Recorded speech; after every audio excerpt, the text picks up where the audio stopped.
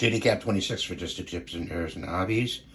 And here we've got the Canon G7200 printer. And the way you put printer paper in is it's in there already, okay guys? But look back here. See this flap right here? Pull that up and put your printer paper in.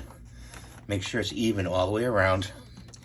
And then put this flap back on, down like that. Okay? That's when you get the red button here that says out of paper.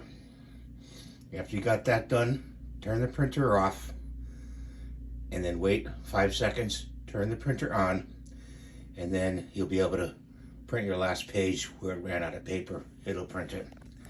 So thanks for watching. Have a great day. Please rate and subscribe, and please give me the thumbs up. Bye for now.